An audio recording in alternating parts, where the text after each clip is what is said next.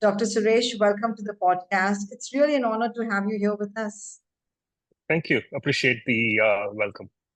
And I must tell our audience that earlier, before you and I were chatting, not just today, but even earlier, um, I thought you were the best person, and I still do that. You are the best person to talk about disruption. You were in the United States. You came back to India after almost 22 years. And that somewhere resonated with me because I also came back to India after 24 years of being in the United States. And you've moved around a lot in your career, whether it is industry, whether it is countries. So tell us about your disruption story. So I would have to take you back, several years when I had already graduated from IIM Calcutta, and I was kind of, moving from one job to another. Worked in sales, selling tea and coffee in some of the remotest parts of the country. I was working with Brook Bond Lipton back then, before it was taken over by Unilever. And I was posted in places like Rajahmundry and other places in rural Andhra Pradesh. Just trying to handle challenges like that. Really, I think helped me a lot in terms of shaping the way I look at things. Fast forward, I moved into the world of advertising for about 7 years, and I worked in different advertising agencies and helped launch MTV in India. So, a bunch of things I did. And then my first disruption happened at that stage, back in 1996, 97, when I said, yeah, I'm doing well career-wise. I'm in a good position, earning decent money. And then I said, okay, maybe I need to do something different. And that realization came about because I kind of felt that in a way, I was stagnating intellectually, that I was not growing, even though my designation changed. I was getting raises, all of that stuff. But intellectually, I was not satisfied. I just didn't feel as though I was truly challenging myself. And to be honest, it is not something that you realize that you are stagnating till you really start introspecting about yourself and say, yeah, is this where I really want to be? Do I want to be doing the same thing over and over again? And serendipitously, I happened to be at the IIM Bangalore library, where I was actually doing some research on something related to advertising, because that was my job. And I happened to come across some academic journals, Journal of Consumer Research and other journals. And I happened to read some articles related to advertising. And I said, hey, this seems to excite me. This is something that I really want to get into. And I just didn't think anything more. I didn't say, anything more. I just went back and said, okay, let me take the GMAT. If I get a good score, we will see. I took the GMAT, got a really good score. I was married. I had a family. I had 2 children. I just told them, we are going to to the US for a PhD program. And thankfully, my wife was very, very supportive. And I just applied to a bunch of schools for the PhD, and I got into New York University at the Stern School of Business.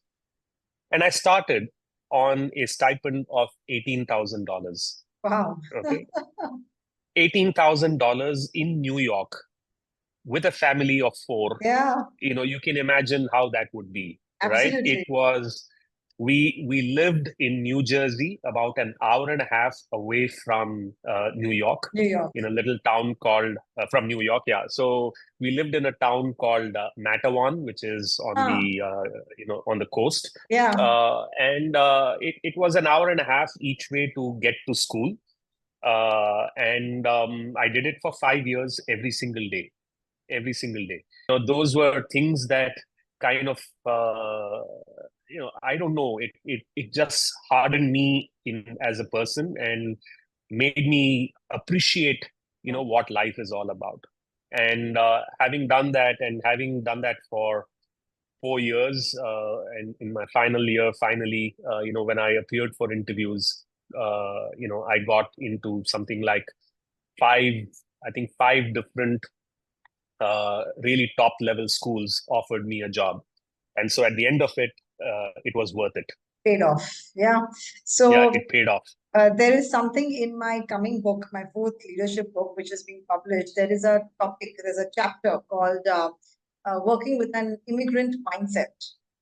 So I understand that mindset, you understand that mindset, Yeah, and I think it is just so imperative that all of us, each of us, wherever we are in the world, actually work with that immigration mindset. And that's exactly what absolutely. I'm getting reminded when you're speaking, because I've had a very similar journey to what you spoke, me Yeah. and my husband, my family. You also mentioned, Dr. Suresh, you also mentioned that you were getting promotions, you were moving to the next level, but you felt that wasn't enough. A lot of us in the corporate life, we feel, oh, at least we went to the next position, at least we got the next Yeah. title and role. What made you feel that this is not enough? See, I was working in advertising, and what I felt was that even though I switched jobs, I switched from one agency to another, I felt that the knowledge that was being used was basically knowledge that had been created 30 years ago, right? There was really no new knowledge that was being created. And when I started doing a little more research, I discovered that there is a world out there where that kind of knowledge is actually being created, but in academia. It is not reaching industry. It is not being adopted by industry. And therefore, that I think was also another realization that, yeah, maybe if I can bridge the gap and, with 10 years of experience in industry, if I can go back into academia and start looking at problems that are relevant to industry, maybe there is a bridge that can actually be built, right? So I think that was the feeling that I had, that, yeah, I may be changing roles, I may be changing jobs or, different companies and so on, but ultimately you have to feel satisfied about what you do, right? You have to love what you do. And if you don't love it, or if you're not getting intellectually stimulated, then, yeah, perhaps you need to start looking. I mean, it's the whole ikigai principle that everybody talks Yeah. about these days, right? And to me, that resonates really well, because there has to be a passion that you really have to discover. Hmm. I discovered it very late. Several others discovered academia, very, very quickly. I mean, some of my classmates from IIM Calcutta, they all kind of, immediately went into academia because they knew what they wanted to do. I didn't. I actually went from one job to another, worked in industry for 10 years. And then one fine day, this realization came about that, hey, maybe I need to do something different with my life. And if I think, retrospectively, having discovered this love for research and academia, maybe I was 10 years late, but, better late than never, I guess. Yeah, and at least you discovered their purpose, because a lot of Yeah. people, until they retire and they look Yeah. back, they wonder why they were doing what they were doing. And that's why they just move ahead with Yeah. another role, another title. But I'm sure Yeah. these types of disruptions, moving from India to the US, then again settling down there, doing it, making it big there, then again coming back here. It wasn't a very Yeah. smooth path for you. So, what were some of the challenges, the obstacles that you had to cross when you were constantly on this path of disruption? I think self-doubt perhaps was the biggest challenge that I faced. Whether I can actually do this. Uh, I would readily admit that, yeah, I was probably someone who didn't take academics so seriously, back then. But I did well. It wasn't that I didn't, do well, but it was just that, it was. And I mean, there are other things that you kind of get busy with. And so for me to then say that, can I actually do a PhD? Will I have the discipline to do it? Will I actually have the ability to write research papers and so on? That was a very, nerve-wracking experience for me, particularly in the first 6 months after joining the PhD program, to overcome all my doubts about myself and also to fit in, because I remember, as I said, I came in with 10 years of experience, and therefore you come in with certain preset ways of looking at things. You have a mindset of looking at problems, and sometimes you may actually have to jettison all that. You have to relook at things completely de novo, right? You don't just go in with preconceived notions about what is research. And so that realization, I think, also was something that freed me up to say that, yeah, I can do whatever I want. You have an open canvas, and you can work on any research problem you want, that excites you. You don't have a client or a customer telling you what to do, and it needs to be delivered by tomorrow or by yesterday, right? That's typically how it is. And you're working to deadlines, and you're working to tight constraints in terms of what you can do or what you cannot do. The PhD basically freed me up. And that was, I think, a very beautiful experience for me to just start working on things that I actually enjoyed working on. But yes, there was a lot of doubt. The challenge, of course, was also financial. I think, as I said, having to work on a PhD when you have a family to raise, both my kids were really young. So all of that was, I think, quite an obstacle for me. But luckily, it paid off. So I'm sure, like you said, the financial crisis, the self-doubt, these are fears many of the people would be having while they are trying to disrupt Yeah, themselves in their career. So how did you yeah. overcome this? What did you do? I think, no, to be honest, I think it was just just plodding on. I don't think there is any easy answer to this, right? You got to put your mind to it, and you put your head down and just work. I was helped by the fact that I had a very supportive advisor at New York University, who basically helped me and said that, yeah, I was actually thinking, because of that self-doubt, whether I should leave in 4 years itself rather than 5, and take whatever job came my way. My advisor told me, yeah, stay one more year, work on this research paper. If it comes out, you'll get a really good job. I got that research paper out, and it was published in a top tier journal. And she supported me in terms of getting a teaching assistantship and things like that. So I'm indebted to her for actually having helped me out. But yeah, I think you need support of people who can actually guide you through this process, and I think that really helps overcome some of these challenges. Okay, yeah. Otherwise, I think the self-doubt just continues and then you land up just being Yeah, who you are. I yeah, mean, it doesn't allow yeah, you to move, take another step. You just start feeling, and that's when yeah. you're very comfortable doing what you're doing. Yeah. And if I can fast forward to the second disruption in my life, right? The decision to come back to India Yeah. after having spent 22 years, uh, tenured job, secure for life, basically I could be coasting with my research and my teaching and whatever service I did. And one fine day, I basically decide to give that up and come back to India and take over a leadership role here. uh, so again, different country, different type of a role.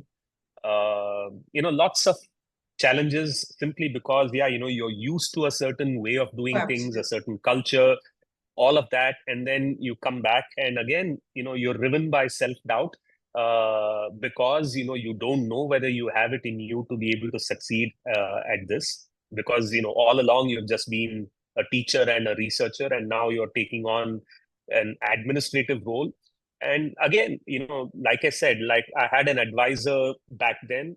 I was helped by the fact that I had an advisor in the form of the founder of the institution, who basically was my mentor. Hmm. So I think what really helps in a self disruption is actually having someone who can hold your hand and take you through the process, because I think that certainly helped me in my case. Absolutely. And I so resonate with that because when I moved to Yeah, India after this 25 years, I had the same self-doubt and I was like, and there was a lot of pull inside of me to come here. Same like you said, the pull was to do something for India, companies here, yeah, colleges here. And that pull was driving me because my entire work was set up there since so many years. My clients have been there. yeah, But like you said, that self-disruption takes you and it opens up so many new paths for you, which I never had even thought Absolutely. of, when I was coming Yeah. here. Yeah, simple example of this, Payal, was like, in the very first year, I had to deal with a situation which, you may laugh at, but there were students who were basically coming to me and pleading that, we have dogs on the campus and we need to take care of them, right? And, there were two camps, one camp that were afraid of dogs and the other camp actually wanted to do things for the dogs. And like, I'm sitting here, I'm the dean of this institution, and I have to deal with issues like this, right? Yes. But, jokes apart, I think in fact, these types life of issues here, which we never dealt back home in the US. I would never have dealt. I would I have never agree. I dealt with these agree. issues, Yes, right? yes. I've But been so much in the nitty-gritties here, which I was never. yeah, and that's it's been fun because to me this experience of dealing with small issues, big issues, kind of opens you up as a leader. Does. Because you really learn to appreciate that, life is not simply about, one thing or two things, but, there are so many different dimensions to deal with. And in that process, there may be, you may disappoint a few people, and or whatever, but at least, as long as you can say that you made an honest attempt to do what, you were supposed to do, and you did it with integrity and values, everything else is fine. Absolutely. So, with so much of disruption and everything, and like I said, people are afraid to do, and you have explained what are some of the benefits, because like you said, it just opens up so many paths for you and you could see so many other things. I'm sure in your daily life, there is a lot of uncertainties that take place as a leader, because I always say one thing, that in a life of a leader, no 2 days are alike. You just wake up to people and you have something new on your plate. So how do you cope up with these uncertainties? Do you have a special mantra, a routine, a discipline that helps you through it? No, I honestly take every day as a new day. I think that's the nice thing about being a researcher, because even as a researcher, every day was a new day. Even as a professor, every day was a new day. You come into work, you are dealing with students, and they have their own issues that they come to you with. You are a researcher, you have a new idea that you want to work on. So I'm kind of used to treating every day as a day in itself, rather than thinking about what happened before or after. So I just approach every day as a fresh day, and just look at the challenges and the uncertainties that may be there as part and parcel of the whole thing. So my strategy is just deal with it as it comes. One day at a time. I agree. Why? One My day dad at a time. always, my dad always taught me this, that don't cross the bridge until you are on it. And don't build a bridge which is not yet there. Of uncertainties, of worry, of anxiety, that bridge might never have to be built, but the more you build it inside of you, the more anxiety and tension, and the less you can devote the best that you can today. Yeah. See, as an academic, I may actually be a dreamer, because I actually think, very far ahead about, things that need to happen maybe 1 year from now and so on. But as a dean, I'm much more grounded in what is happening on a day-to-day basis. And that also helps me basically temper my dreams a little, to say that, this is what needs to be done today. This is what needs to be done tomorrow. And, that's the way I kind of break it up. But I still dream, that you can't take the dreamer out of me. So, yeah. And I think you've really taken Great Lakes to such different heights. Now, being in the academic industry, you've seen it outside India, you've seen it in India, you've been there through years. How has the academic world changed overall in these years, according to you? I think there is a lot more focus on outcomes. Everybody is now looking at, is what I'm learning actually going to help me in getting a job, right? Or in getting placed at a top tier institution, organization, and so on. While that always used to be there, even teaching in the US, it always was there. But what I find is that there is a greater consciousness of return on investment because fees are increasing. So therefore, everybody is conscious about, is this actually going to pay off? I'm going to kind of sound a little tone of worry in terms of, how this is actually playing out. Because I think while it is good that people are focused on return on investment and what they get, it worries me that people tend to then be too myopic about how their outcomes will be, and they're really not focused on how what they are learning and how that will help them in the future, right? So there is no focus on actually acquiring the skills that are necessary for long-term success. Everybody is more focused on that immediate short-term goal of getting a job. And that worries me because, and this is a general complaint I would have against the education system in India, which is that we teach to exams. We don't basically encourage critical thinking. From schools, we just do not inculcate critical inquiry. And when that doesn't happen, everybody then tends to be focused only on cracking an exam and basically just getting that one short-term, output, which is a job, right? You're not thinking about developing your capabilities and your skills, which I think are critical. And, you teach leadership. Now, when you talk about leadership, where does that leadership come from? Is it something that is innate? Can it be developed? How can we actually encourage more people to develop those skills if they don't already have them, right? But if people are just focused on thinking about your course as a course that they have to crack and get an A, they're not learning anything. Absolutely. I agree. In fact, in some of the colleges where I do teach as a visiting faculty on leadership, my entire aim is to help them with not just critical thinking, but you need to be very engaged while I am speaking with you. What are your thoughts? What are some of your fears? So I'm seeing that they are breaking those barriers, but like you said, it's not a regular affair for them. So it does take them time to put on their thinking hats and say, oh, here she is, she's going to ask me. It's not that she's going to tell me anything. Correct. So because knowledge is available on Google also.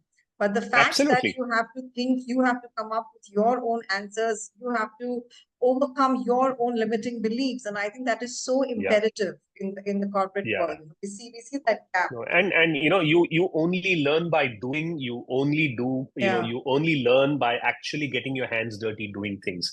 Nobody can teach you concepts like leadership, right? You actually have to practice it. Right. Absolutely. So I think these are some of the things that, which is why I'm saying, it bothers me that the academic world has shifted increasingly to looking at return on investment and, what job I get. And to me, that is a little bothersome because I think we are losing some of the nuance in what education is actually meant to accomplish. Absolutely. I'm so glad you brought this up, Dr. Suresh. I know, our time for the podcast is wrapping up. So what would be your advice to our listeners who want to succeed in their life? I think my advice would be, the classic thing would be, follow your passion. Everyone will give you that advice, but follow your passion, but do it in a way that sometimes, you may not know that you have this passion. In my case, I did not know that academics was a passion of mine, right? It just happened serendipitously for me. So some people may say, do what you love, but do you know what you love? Exactly. Right? Yeah. Nowadays, people love that's a good question. Yeah. So do you even know what you love? You have to introspect about, what you have, what kinds of things that, excite you, what makes you curious about things. These are things that I have actually discovered out about myself. As I introspected about myself, I actually discovered that I had an appreciation for nuance, right? I like, eclectic music. I like jazz. I like, Hindi, old Hindi songs. I like Carnatic music. I like blues, classic rock. So my range of music is widespread, right? And that tells you that, yeah, there is some nuance in how you look at things. I have I'm a wine aficionado, so I appreciate different types of tastes in wine, right? I mean, different types of wine. So all of these are things that basically I developed and I discovered about myself. And so you may not know this, but if you have the early inklings of who you are as a person, I think you can charter a course for yourself that takes you in a certain direction rather than completely just do things blindly. So go in a certain direction where you believe it is natural for you to go. Wow, this is so good. Thank you so much, Dr. Suresh. You've taken out the time to come on the podcast, and I know how your schedule is as a team. So thank you for sharing your insights and your wonderful experience that resonated so closely with me. Thanks a lot. Absolutely. Thank you. Wonderful to be here. Thank you so much. Thank you. And this one's for our listeners. This is Payal Nanjiani and Suresh Ramanathan wishing you loads of success in your career life. God bless.